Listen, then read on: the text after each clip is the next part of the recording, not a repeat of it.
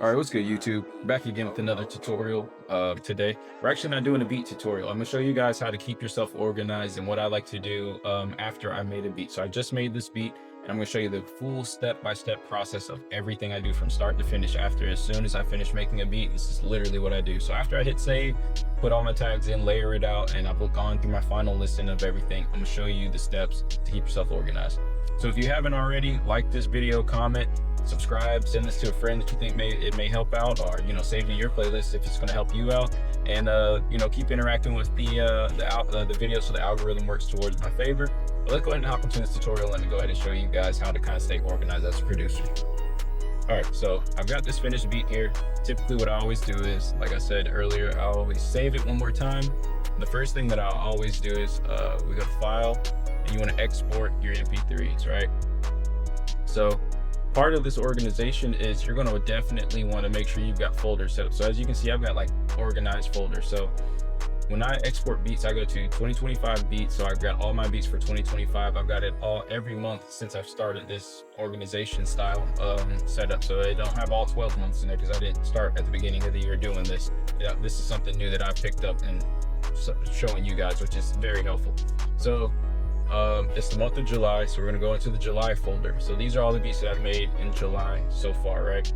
In that July folder, what I'm going to do is make another new folder, and we're going to label it the name of the beat, which is Euphoric.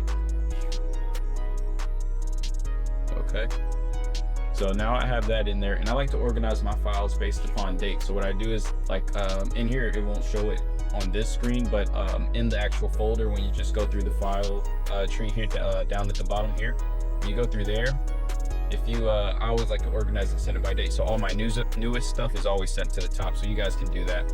So let's go into the Euphoric folder, and we're going to save the MP3 in the Euphoric folder. I export the wave and the MP3 at one time. I don't know if people know that you can do that, but you can. So let's do that. And I'm wondering if you can export stems at the same time. That'd be kind of cool. But this is what I do. So I export the wave and I export the MP3 all in once into that folder. I'm gonna let this kind of do its thing, and then I'll show you the next step. Once I do the wave, you always want to make sure you get your stems as well, and then I'll show you a backup secret that I like to do. All right, so cool. So it popped up. There you go. So inside this folder, you want to make another folder, right? Because again, if you look at it, we went through wherever I'm saving my beats at, 2025 beats, we go to July, and then you make a folder for the beat that you just made, which is Euphoric, which we're sitting in now. So it has these two in there, the MP3 and the wave. I made a new folder, and I'm going to label this stems.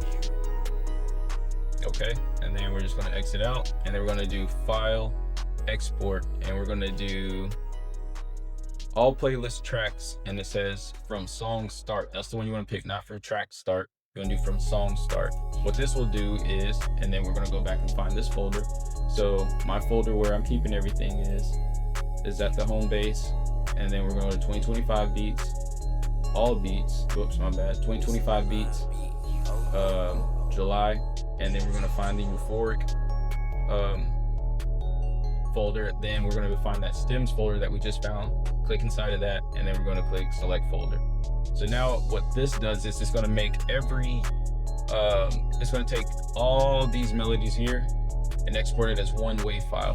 Then all of this right here as one wave file. Then all of this as one wave file. And it's going to do that for every single instrument, every single sound, all the way down to your tags. So that way, whenever you get a placement, or if you have if you're a tight beat seller, if you want to provide the stems, what you'll end up doing is putting these into a folder, and then you can provide it to either the record label if you get a placement, because they're going to want to mix it, master it, and get the best quality.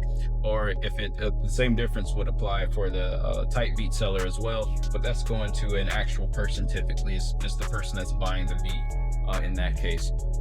So like I said, it's going to export all of these the individual instrument wave tracks, and it's going to do it for the length of time that that the beat is. And then it's also going to, obviously not going to play anything here, but this will start playing here. So what the engineer will do is take all these wave files, throw them into whatever program they use to mix it, and lay them on top of each other, because it's just going to be one long WAV file, one long WAV file, and it's going to be what, 12 different long WAV files, and you stack them on top of each other, and it's going to be exactly how your beat was laid out and everything, but all in WAV file form.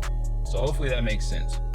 But what we'll do is maybe one day I'll make a video and I'll show you what it looks like if you're, you know, not super familiar. But I know this is all very beginner stuff, so if you've been making beats for a while, you know exactly what I'm explaining and what I'm saying. But if this is your first time kind of looking this stuff up and you don't know, then you know that's why I'm doing this explanation. So this pops up, and the only reason why this pops up is because I have this master volume on here. It's not going to export stuff like that. So like your gross beat stuff and things like your where you change the volume or anything like that, I do not believe those will export properly. So like the different effects, like where you might have a tape stop and all that stuff, I believe you're going to have to export. You're not going to be able to export that. They will have to add those effects again, probably in the post-production. I could be wrong, but I'm not sure. If I am wrong, just, you know, correct me in the comment section so I know as well too. I can always just click don't show me this in the future. It doesn't really matter. But I like to make sure every time something pops up, I know that it's, you know, popping up for a reason. All right, so now that we've got the MP3s exported, the waves exported, and the stems exported, right? What I do from this point is, this is something you don't have to do. This is an extra step that I like to do. But what I do is I'll go back in here, click file, I'll export, and then I'll export an MP3 one more time. But this time what I'm going to do is go to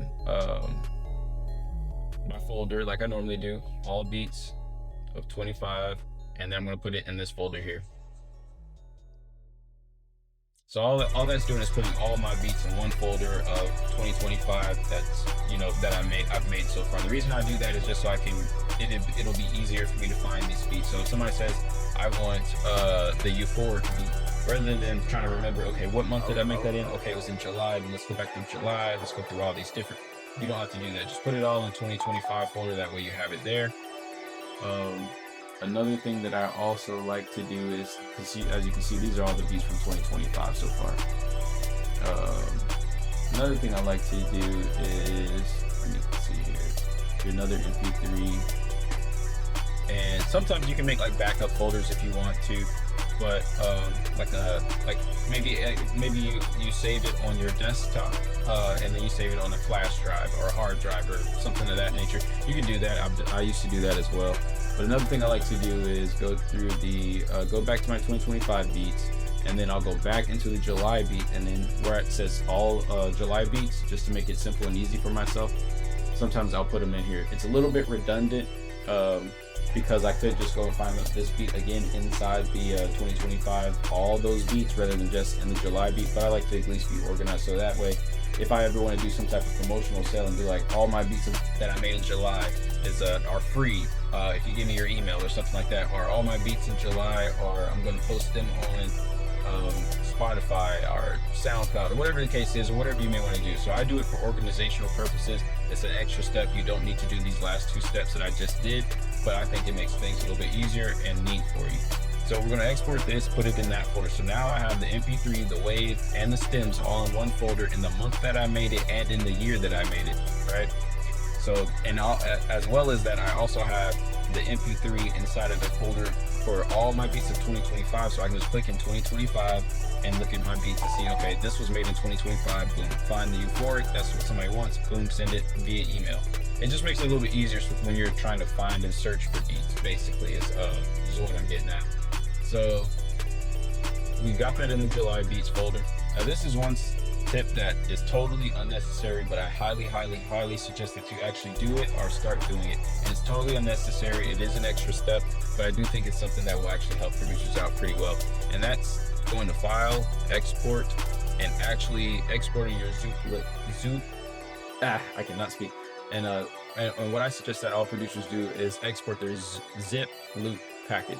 What that is the whole entire folder of the FLP. So it's going to send you the instruments, the sound, and then everything laid out exactly. It's going to send you the project, essentially, is what it is. As long as the person has, or if you or a person has the VSTs in here, then you'll be able to open it up. And if you don't have the sounds, like let's say you don't have this 808 Sky that I have, it's going to send it to you. It's going to be inside this zip loop package. The reason I say you export this and save this is what I like to do is I go back to my home base, I go back to the 2025 beats, and then I go back into July, then I go back into the euphoric one, and then I paste it in there. The reason being is, let's say something happens to my computer, or something happens to my hard drive, or something like that, or I accidentally delete the project folder itself, or I'm going in the F and back on the back end of the file tree to add my VSTs and add my drum kits, and I accidentally delete something or lose my projects. I have a copy of the project in full, so all I would ever have to do is open it up, and if I need to, just reinstall the VSTs. That's how I was able to find those all the collabs that I actually, or all the beats that I did for my bigger placements. It was much harder to find those FLPs. I didn't know exactly where to find them on my old computer, and so what I did was I just went ahead and took the time to go through my old computer, drag all the FLPs from all my old computers and put them on this computer, installed all the VSTs that I wanted and that I knew that I had been using, and then now when I click on those FLPs, they just open right up, and I don't have any issues. You don't get that error where it tells you you're missing this sound, you're missing this VST or anything like that. They open right up, and it's like I made the beat on this computer and I did it. So I saved the FLPs so that way I have the project saved on the actual computer's hard drive, and I have the project folder, like the actual project here that you see, is also saved as a backup as well. So if something happens to one or the other, then I always have some type of backup, and I'll never lose my FLPs. Because imagine you make the greatest song in the world and the greatest beat in the world, and it blows up, and when comes time to let's do a beat breakdown, you can't do a beat breakdown because you don't have that FLP anymore.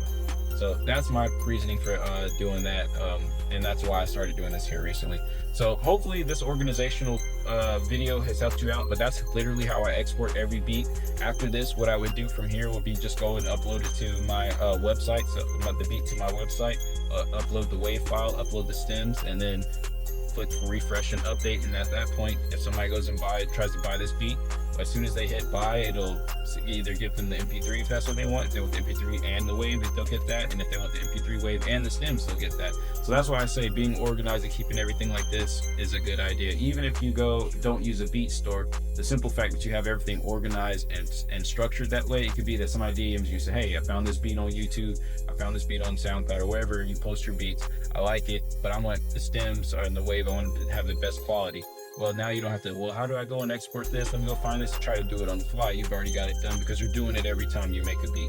I highly suggest it. It's a few extra minutes and it's a few extra steps, but it's crucial to stay organized as a music producer, especially when we're dealing with technology and you want to deal with placements. You want to run this like a business, because this is a business to me. I literally run this as a business. It's not a joke. This is not a game. This is not a hobby at this point anymore. I've been doing this for 10 years. So I have no choice but to have different types of checks and balances, ways to stay organized, ways to keep up my clientele and my product, because this is a product. It's a digital product. You can't physically touch it, but me selling this beat is no different than me selling a cell phone to you, or a car, or this mouse, or anything like that, because it's a product. You just can't physically touch it. So you want to have upgrades to your product. If I can able to charge more for a WAV file, why not go ahead and export your WAV file and have that ready and available for your clientele? If I can charge more for the WAV file and the stems, why not have that ready and available for people that are going to want that? Because there is a market for these things. And if I'm the producer that does this and you're the producer that does it, and somebody hits me up and hits you up, let's say you're the better price producer, maybe you are selling beats a lot cheaper, but I'm giving you a better quality and a better quality experience and a better beat. I'm giving you a chance to get the stems, get the WAV file, rather than I got the MP3, it's $25, and then that's the only option that you have. Oh, you want the exclusive? Sure, you can pay $200 for the exclusive, and it's still going to be an MP3. Whereas my exclusive, well, not exclusive, but my unlimited lease is $200, and you'll get the MP3, the WAV, and the stems.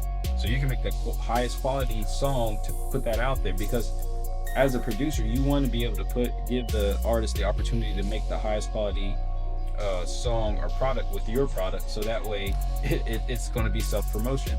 If you're giving all your clients a better experience than the next producer, they will keep coming back, they will keep shopping. If you go to any restaurant and the waiter or waitress is not giving you the right amount of attention or treating you right, but then you go to another place and they're treating you excellent, which place you're going to go back and visit?